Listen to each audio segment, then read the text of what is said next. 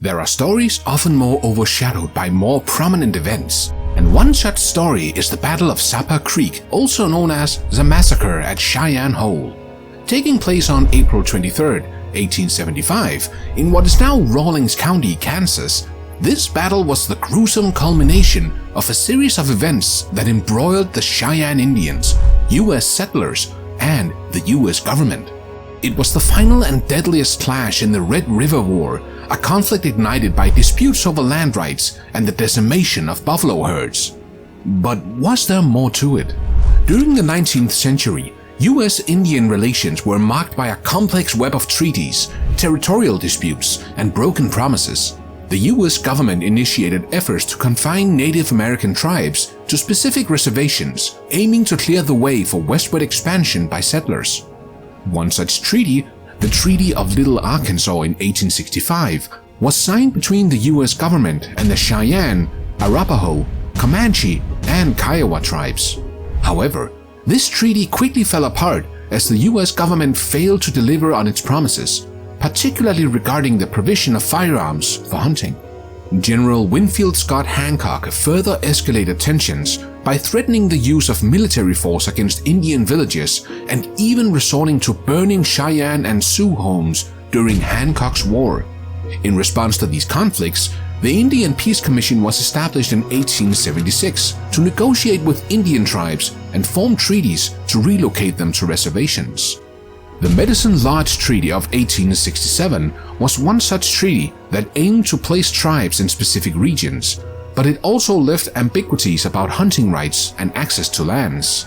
These treaty violations and disputes set the stage for later conflicts, including the battle at Sappa Creek, as mistrust and animosity between Native Americans and the U.S. government continued to grow. The Red River War, often referred to as the Buffalo War, unfolded in the late 19th century on the plains of North America and was marked by a series of conflicts between Native American tribes and settlers, driven in large part by the buffalo hide trade. The buffalo hide trade played a significant role in this era. In 1871, Josiah Wright Moore initiated the trade, which quickly became a booming business. Towns like Dodge City became central hubs for this trade, with millions of buffalo hides shipped via the railroad. However, this industry took a heavy toll on the buffalo population, and the hunters gradually encroached upon Indian territory south of the Arkansas River, violating agreements outlined in treaties like the Medicine Lodge Treaty. General Philip Sheridan, a prominent figure in this conflict, played a key role in advocating for the extermination of the buffalo as a means to terminate the Indians' hunting rights. Sheridan believed that by destroying the buffalo herds, the Indians would lose their primary source of sustenance and be forced to surrender and relocate to reservations. His quote, "If I could learn that every buffalo in the northern herd were killed, I would be glad," reflects his stance on the issue. As tensions escalated, conflicts between Indians and buffalo hunters became increasingly violent. Buffalo hunters frequently crossed into Indian territories, leading to clashes between the two groups. These conflicts culminated in the Indian Campaign of 1874, which aimed to remove Indians from the southern plains to make way for American settlements. The battle at Sappa Creek, a pivotal event during the Red River War of 1875, was the culmination of a series of events and conflicts that unfolded in the Plains region. Tensions had been escalating between Native American tribes, particularly the Cheyenne, and the U.S. government and settlers due to the disputes over land rights and the impact of the buffalo hide trade on the plains. As buffalo hunters encroached further into Indian territories, conflicts became inevitable. One tragic incident leading up to the battle was the German massacre of the summer of 1874, where Cheyenne warriors attacked and killed several members of the German family. This brutal event further fueled hostilities between Native Americans and settlers and led to heightened tensions in the region. In the wake of the German massacre, U.S. forces, led by First Lieutenant Frank D. Baldwin, initiated a pursuit on the Cheyenne band responsible. This pursuit aimed to bring down the perpetrators to justice and rescue any captives.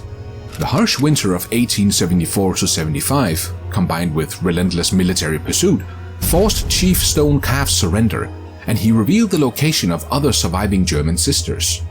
Lieutenant Austin Henley played a crucial role in these events as he led Company H, consisting of 44 men, to cut off a Cheyenne camp led by Little Bull at Sappa Creek in mid-April 1875.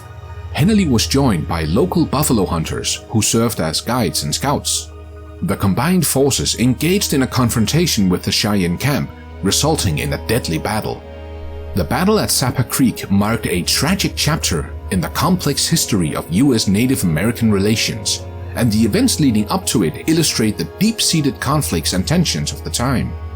The battle began on April 23, 1875, when Lieutenant Austin Henley's troops, reinforced by local buffalo hunters, surrounded the Cheyenne camp led by Chief Little Bull. The initial skirmish erupted as the Cheyenne fiercely resisted, leading to a protracted and intense conflict. During the battle, there were attempts at parley between Henley and the Cheyenne warriors. Henley, recognizing the dire situation and the potential for heavy casualties, sought to negotiate a surrender. However, these efforts at parley were met with distrust and reluctance from both sides. Miscommunication and a profound lack of trust between the Cheyenne and the U.S. forces ultimately prevented a peaceful solution. The controversy surrounding the battle's casualties stems from the fact that it was a bloody and brutal confrontation. The fighting was characterized by close-quarters combat, and it resulted in significant losses on both sides. Estimates of the casualties vary, but it's believed that several Cheyenne warriors and U.S. soldiers were killed or wounded during the battle. The tragic loss of life and the violence of the engagement fueled debates about the tactics employed and whether the conflict could have been avoided through diplomacy. The aftermath of the battle at Sappa Creek was marked by a series of events that further underscored the harsh realities faced by the Cheyenne and other Plains Indian tribes during the Red River War. Following the battle, there were reports of looting and destruction, as some U.S. soldiers and buffalo hunters seized Cheyenne property and possessions, adding to the already profound suffering of the Cheyenne people. This looting exacerbated the strained relations between Native American tribes and the encroaching settlers. The Red River War concluded with Quanah Parker's surrender in June 1875 at Fort Sill, marking the end of major hostilities. Cheyenne prisoners faced grim fates, with warriors often imprisoned and families separated, part of the U.S. government's strategy to assimilate Plains Indian tribes into Euro-American society. If you like this video, make sure to like, comment and subscribe, and stay tuned for our upcoming videos.